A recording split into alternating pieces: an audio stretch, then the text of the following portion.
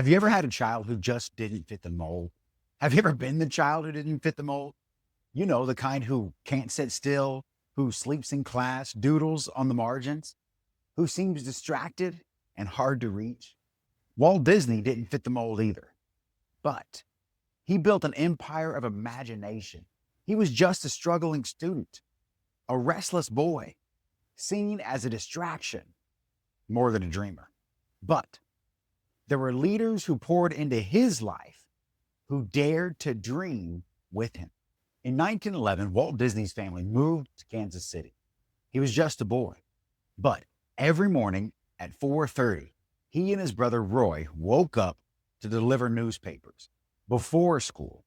And every evening, they did it again after school, morning and night, morning and night. The same route, the same papers for more than 6 years. It was exhausting. Walt would fall asleep in class and his grades would suffer. And isn't that the reality for so many children we lead today? We see the drooping eyes, the head nodding off at the desk, and we think, pay attention. But the truth is, we don't always know what that child carried into the classroom. Perhaps we blame the parents. I can't believe that boy's father would let him get up at 4:30 to deliver papers. Or perhaps we blame the teachers. Why so much homework? Why would they allow this at school? As leaders of children, whether in the home, on the field, or in the classroom, we can't and we shouldn't be keeping children from meaningful responsibility, much less punishing those in our heart who assign it. Responsibility isn't punishment. Those early mornings on the paper route didn't ruin Walt Disney. They refined him. They taught him discipline. They taught him perseverance. They gave him the kind of work ethic that would one day fuel a world of imagination. Mickey Mouse doesn't get created in the heart and mind of someone who says, I don't feel like it. We have to have the kind of faith in our children that leads us to rely on them, to trust them with something real. Their future, the world's future, depends on it. We can't let fearful thoughts rule us. Thoughts like, what if this is too hard? What if this child fails? Instead, we should hope, what if they get stronger? What if they do fail at first, but don't quit? So yes, we must give children meaningful responsibility.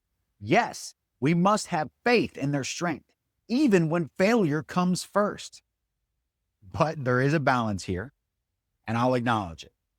We must also guard against putting our own standards on them, because sometimes the weight we place on a child isn't responsibility, it's our impatience, our frustration, our disappointment.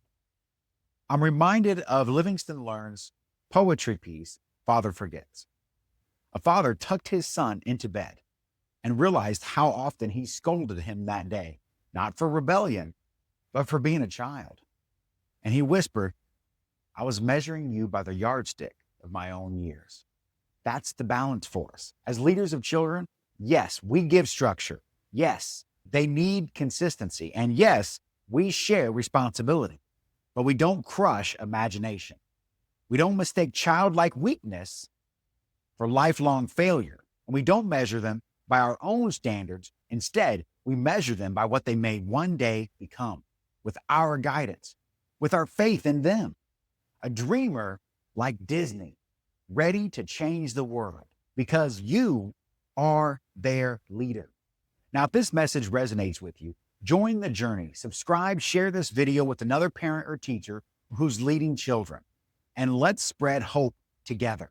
If you want to go deeper, if you need a practical system to bring this kind of order and structure into your classroom, your program, or your home, I put it all inside of my new book, Order Over Chaos, and the Order Over Chaos Masterclass.